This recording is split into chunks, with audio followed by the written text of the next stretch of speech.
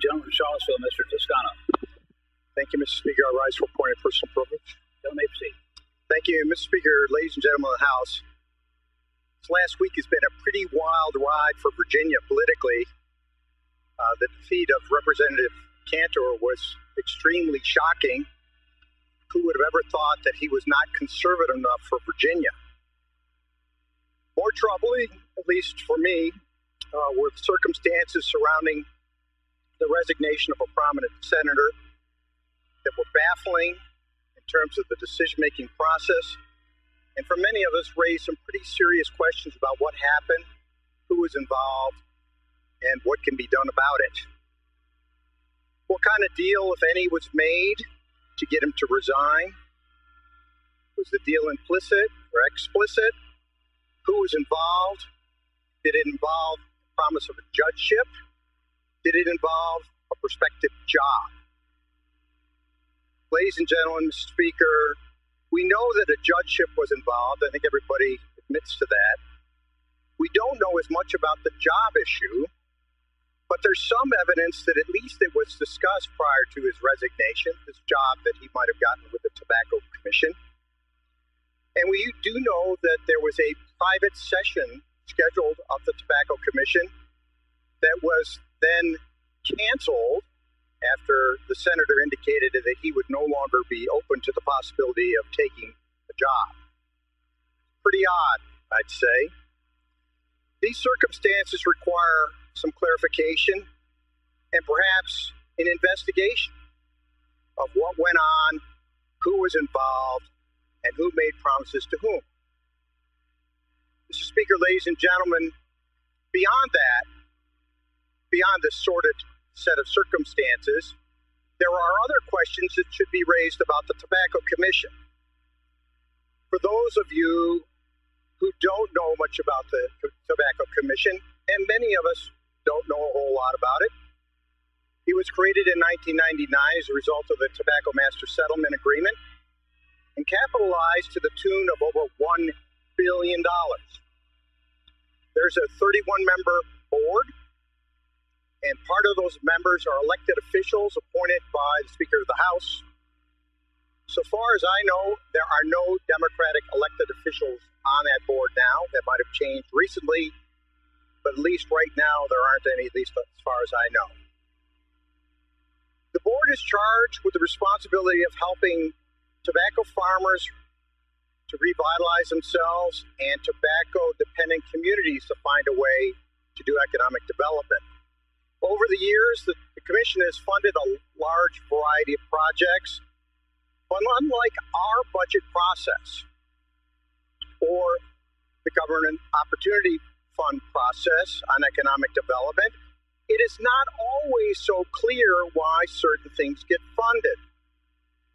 It's millions of dollars being spent with not as much transparency and accountability as we demand of our own appropriations process. Now, before you just say, well, there goes Toscano again, there have been a number of studies that have indicated that this is the case. There was a blue ribbon that was completed its work in 2008, and it recommended that a more business-oriented approach be taken by the Commission, and that the Commission look at measurable outcomes and goals before granting money. It also suggested that local matches ought to be provided before granting money. Mr. Speaker, ladies and gentlemen of the House, in 2011, there was a JLARC study done of the Tobacco Commission, and that study was interesting because it said, quote, 89% of all of the awards granted were not paired with any outcome metrics. That is, we have no way of measuring whether what we're doing is having the intended effect. We just assume that because these things look good and we invest in them, that they are bringing the outcomes we desire. That is not the way we do economic development in the Commonwealth, and it's something that needs to be changed on the Commission. JLARC made 26 separate recommendations, 26. And in their recent report of updating on the recommendations, it was found that only 9 of those 26 were fully or even partially implemented. In 2014, there was another study, a study of the Office of Inspector General. Again, citing concerns about the economic analysis that was undertaken by the Commission before they made rewards. 6 out of 13 projects that the OIG studied did not have any matching funds involved. In other words, the Commission just gave out the money with no matching funds. Okay, well, let's get a little specific here, give you some idea of what kind of money is going out. How about this? The OIG said that $545,000, almost $500,000, has been extended by the Tobacco Commission for a proposed medical school in Southwest Virginia called the King School. That's $545,000 with no building yet being built. What's interesting, however, is that $62,000 was provided to the CEO during this time that no building was built. The OIG raised questions about the propriety of that. Several years ago, the Tobacco Commission awarded $20 million, that's $20 million to Liberty to build a medical school. Now, that's outside of our appropriations process. If somebody came to us and asked about a medical school, we would be asking, what do you need it for? We need new residents being created in Virginia. We don't necessarily need a new medical college. The point is, it would go through a process. It might go to the Joint Commission on Healthcare. It would certainly be vetted in the Senate and the House Finance Committees. Instead, they just went to the Commission, asked for $20 million, and they got it. Do you know that several $100,000 were spent on a sewer line in Farmville to serve a private prison? A private prison that's run by the Immigration Centers of America, that houses over 1,000, well, somewhere between 500 and 1,000 prisoners who are largely undocumented workers. This is a private facility.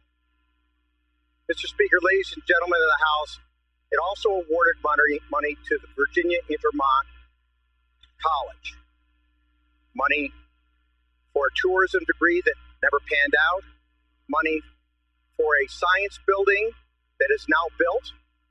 And money that has now gone away in a sense because that university no longer operates. If we were in Washington, people would be talking about Solyndra. We need to talk about the Tobacco Commission. They are burning the principal of their original investment at a rate of 10 to 15% a year. On July 1, 2008, the principal in the bank was $741 million. Now it's 313. That's burn rate 10 to 15%. So if you put all these facts together and you ask the questions about the role of the Tobacco Commission in this resignation, you also start to ask questions about how they should be operating. What should be the metrics? Should we be providing more oversight of that commission? The commission admittedly does some good work. Recently, you might have read in the paper, they awarded $1.6 million to Microsoft to expand that factory. That was great work. They worked with VDP and the Governor's Opportunity Fund to award that grant that's going to create more jobs. That's exactly what that commission should be doing. We need to take a closer look at it to see if we can impose the metrics that the private sector would ask us to impose and do the right thing for Virginians and the rest of the Commonwealth. Thank you, Mr. Speaker.